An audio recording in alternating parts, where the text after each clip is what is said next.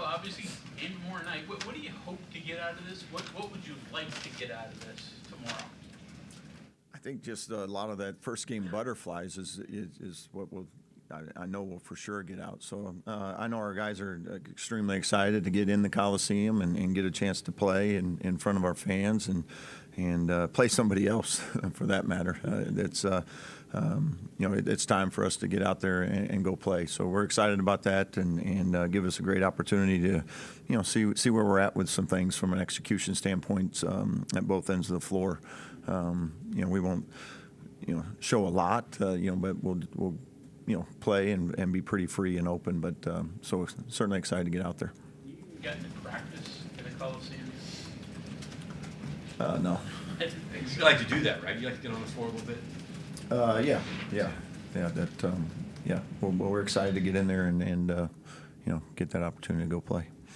Is this a little bit more important for your later signees, or have they had enough time to where you've seen kind of, what they can bring or where they are? A little bit. That trip to Italy helped a lot too, because a lot of them got in before then. We did have a couple guys after that, but I think just in general, just an opportunity for all of our guys to go out there, play, get to be in front of our home crowd, and again work through some of those things, those early season jitters. We just want to get through that a little bit. Injuries, a couple guys were dealing with them a while ago. Anybody that's not available to play or be limited tomorrow? I think everybody's in a pretty good spot as long as we get through practice and shoot around tomorrow. We'll be in good shape there. On the topic of guys who didn't add late, what do you think of Harrison, Abraham so far, and what they can do for you? Yeah, they've been great. They've brought great energy to practice, given us some depth in practice, some physicality. That's been great for us. So again, they're continuing. That they were two of the guys that came pretty late, so they're still adjusting a little bit and figuring those things out. But I love just the fact that now we got some extra depth in our front court there. They're on kind of different trajectories because of the time they have left. Do you treat them differently, or are they just kind of not day one, but start from square one? It doesn't matter who develops faster where they go. Yeah, a little bit. I mean, both of them just you come in and try to catch them up as fast as you can to learn everything. But one's older and one's just an incoming freshman. So, but they're both coming along doing some good things for us. Big tradition guy. West Virginia's tradition of the guys running out on the carpet. That's kind of unique in college basketball. What's your thoughts on that? I don't know yet. I haven't been out there, so I walked out when you were introduced. Yeah. I'm excited to see it. To be truthful, I was going over it yesterday. That's one of the things we haven't really talked a lot about. Is all right. We have a game tomorrow. What's that look like? So. And it's not like we don't have a ton of former players to ask, so it's Ofri. Ofri's going to have to tell us where to go. Not to mention the musket going off, too. That'll be new for you. Yeah. One of our assistant coaches, Chester Frazier, said the first time he played in here, he ducked a little bit that first time it went off. So I'll try to be aware as possible. Comparative to practice, how does something like tomorrow maybe impact, like, what you're looking at in terms of playing rotations, playing time, and things? Yeah, I think it's certainly different when you're playing a different an opponent, and the game lights are on. There's throughout your coaching career, there's guys that look great in practice and they get in the game and they can freeze up. There's sometimes it's the opposite, right? And they don't look great in practice, but that game lights come on, it's like a different person. So those are the type of things with a new group. We've never played a game together. So seeing how they respond in front of people, seeing how they respond, that game speed's different than practice speed. Everything gets sped up a little bit. So who has the ability to kind of slow themselves down and still execute when we need them to execute. And those are the type of things that, again, throughout the course of this whole season, there'll be learning opportunities. But the quicker we can figure those things out together, the better off we'll be. You mentioned before about going through the year and not losing the fundamentals and the things that you work through. But I guess now you kind of transition to game mode, right? Is that where you're at with this group?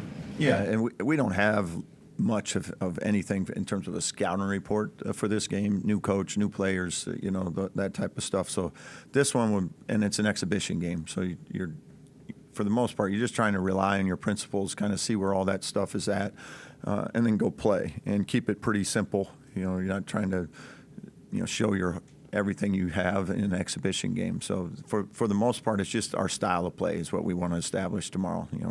Playing fast and in transition, playing tough defensively.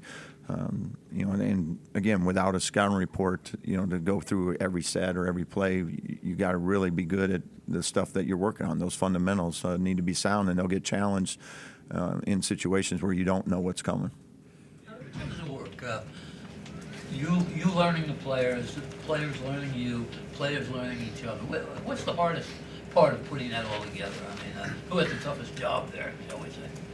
I bet we'd get two different answers if you asked them and you asked me, but I'm not sure. I think it's just both players and coaches trying to grow together at the end of the day. I mean, we're both trying to figure out, how do we best utilize a player, and how does that player, they're trying to figure out how they best fit into what we do. And it's just a learning curve that sometimes can happen very quickly. Sometimes it takes a little bit longer, but I also don't think you ever, what we are today is not who we're going to be a month from now. And that's the same with our players, same with our rotations. I always challenge them, don't get satisfied in the role you're in, whether you're a starter playing 30 minutes or somebody that maybe isn't even the rotation right now.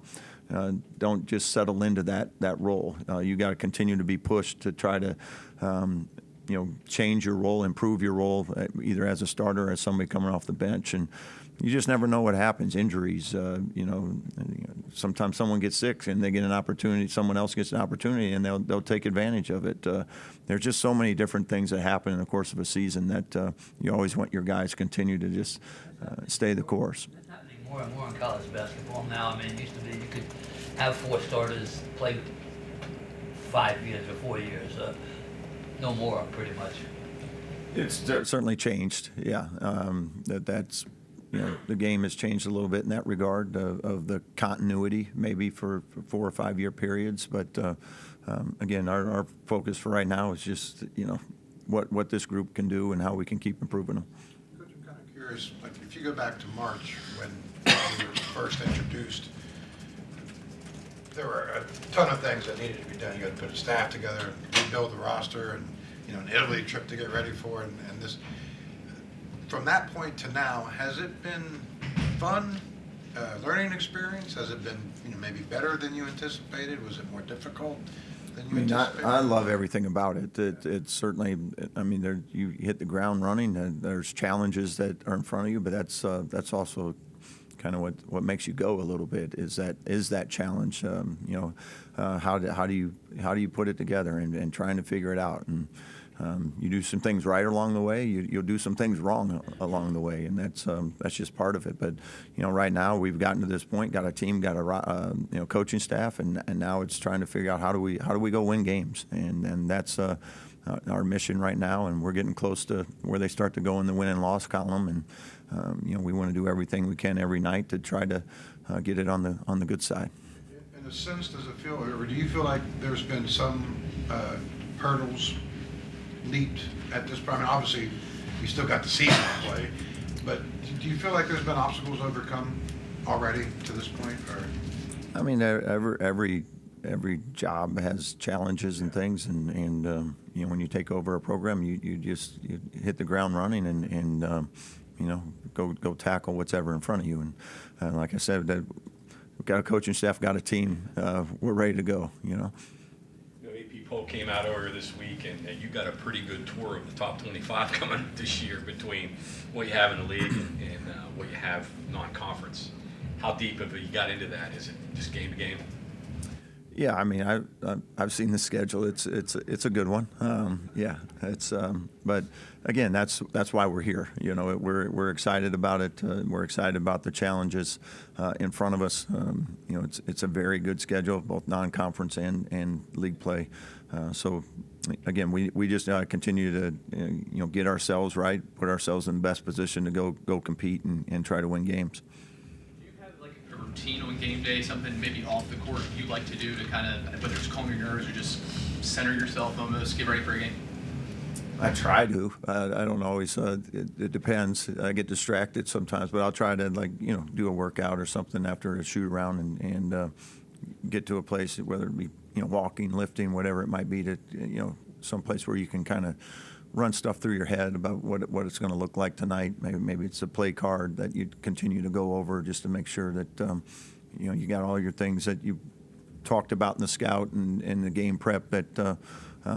Any last minute thoughts or changes type things. So just so when it hits you, because in basketball it happens fast. The ball changes hands and you got to be ready to have a play that split second as they're coming up the floor. So just rehearsing as much of that as possible in your head before tip off.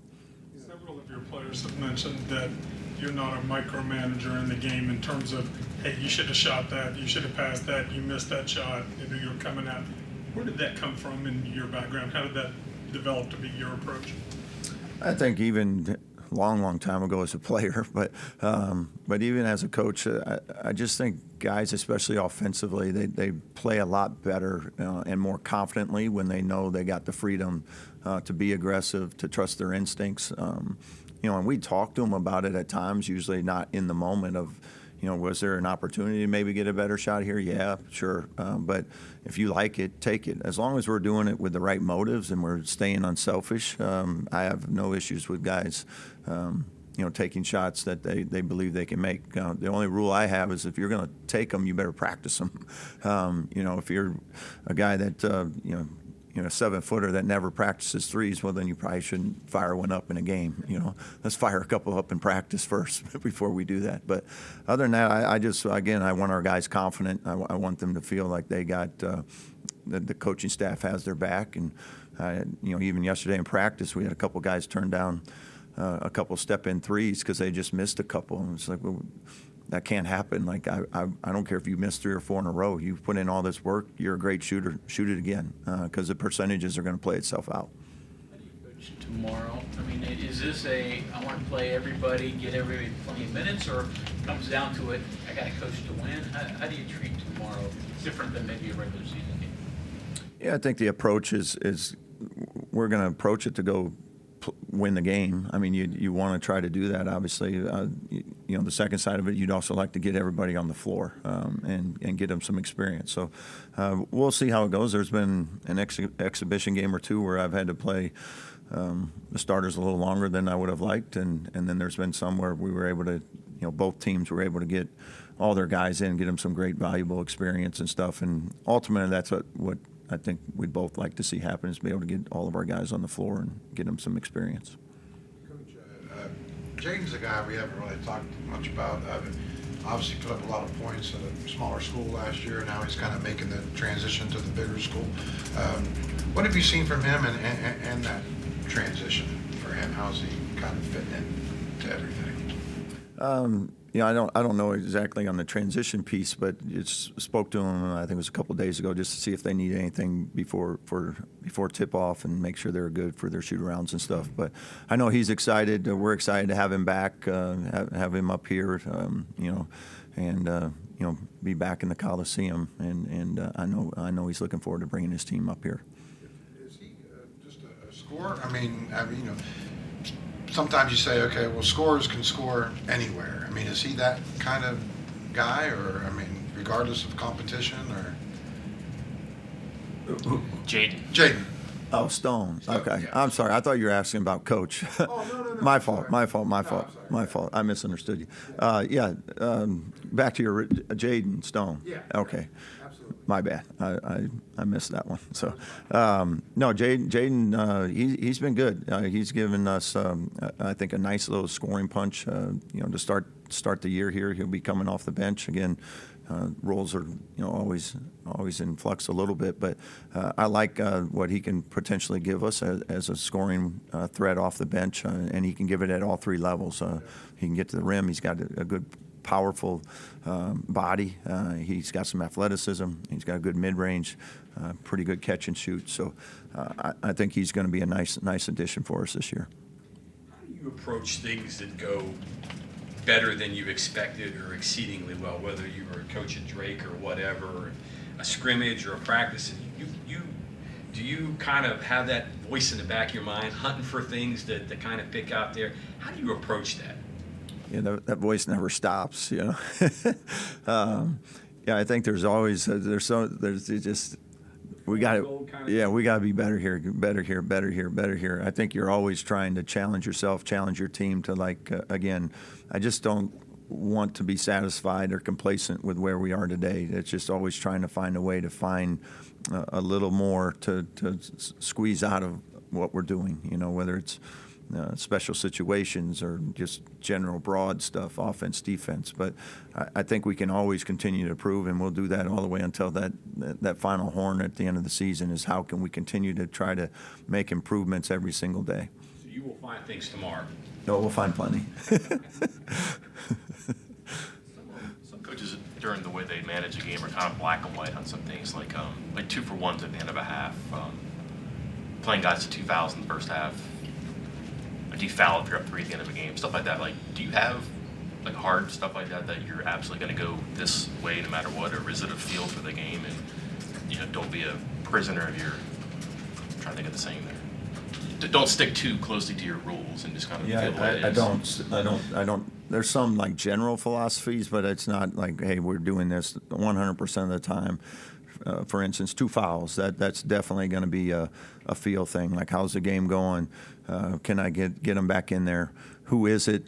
You know, in terms of, are they prone to foul again, or are they pretty smart about being able to stay away from it? So, for the on the 2 foul thing, like for the most part, I'll put them back in if I can. I just got to trust them a little bit. Now there's some times where maybe you pick it up with 2-3 minutes left before half, like, hey, let's see if we can get to the halftime. But fouling up 3, we haven't in the past. It's not something that I lost a game that way one time when I was a player.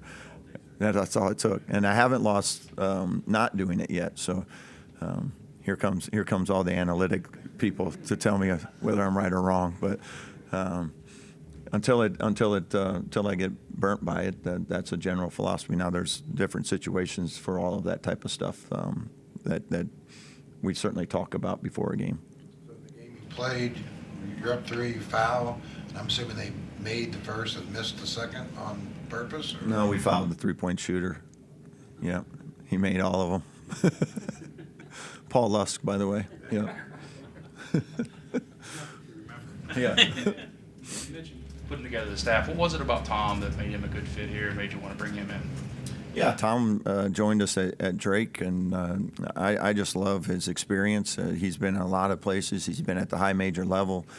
He's recruited at this level, coached at this level, won at this level. So he's someone that I think gives us a very vast experience that he can draw from at all times. So I just really have enjoyed the fact that he was able to come and join us. Family from Iowa coming in for your first game, or not? They're gonna wait till the regular season, or? Most of them are coming for their first regular season game. So excited to have a good crew of people that are coming in for that.